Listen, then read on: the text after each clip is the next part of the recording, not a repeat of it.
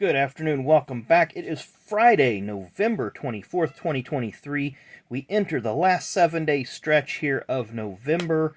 Wow, I can't believe it. We got a little over a month to go, and this series will be over. So anyway, got only a couple of birthdays and a couple of events to talk about. We're getting to that part of the schedule where we may not have either on a couple of these days. But nonetheless, only points-paying Cup Series race that was held on this date, 1974 at Ontario Motor Speedway. Bobby Allison was your winner. There was another Cup race held on this date, but it was an exhibition race. 1996 at the Suzuka Circuit in Japan, the first Cup Series race of this kind held in Japan, and Rusty Wallace was the winner. Of course, this will sadly be remembered the weekend that Elmo Langley, NASCAR's longtime pace car driver, did pass away after suffering a fatal heart attack while taking a tour of the circuit with Buddy Baker alongside him in the car.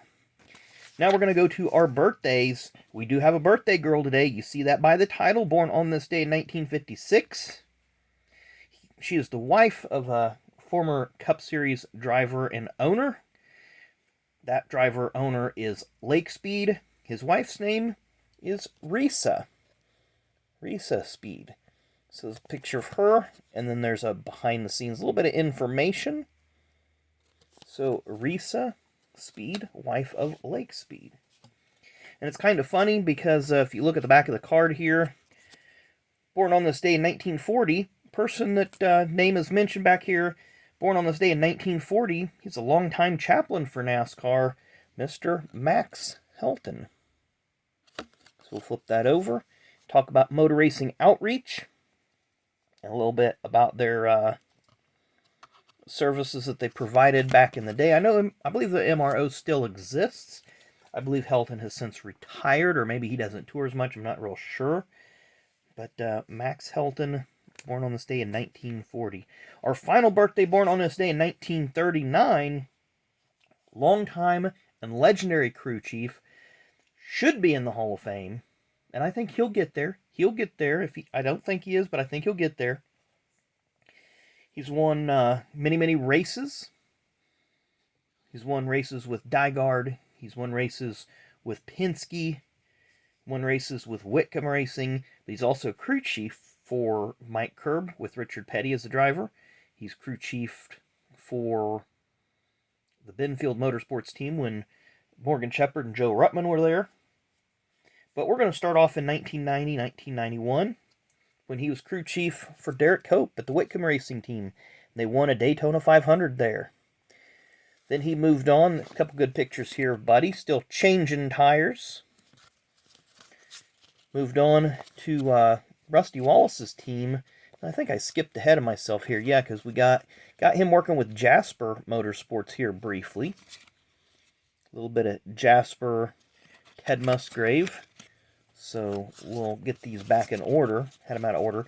Then he moved to the Penske team with Rusty Wallace.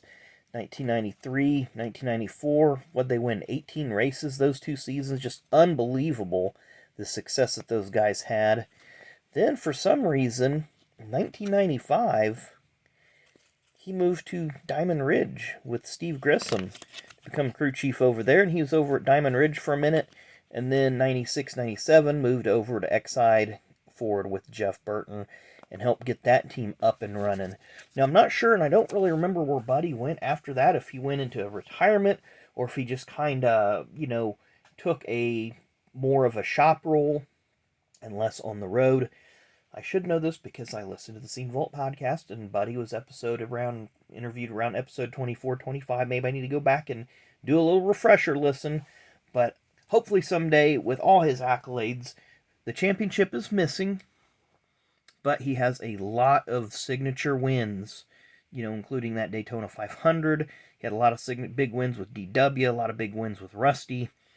So maybe someday Buddy will get in that Hall of Fame. So anyway, that has been birthdays and events for this Friday, November 24th. Hope you enjoyed the video. Make sure you come back tomorrow. We'll have some kind of rip, some kind of something. We'll get into something. We don't know what yet, but you'll see it then. So thanks again for watching, and we'll see you later.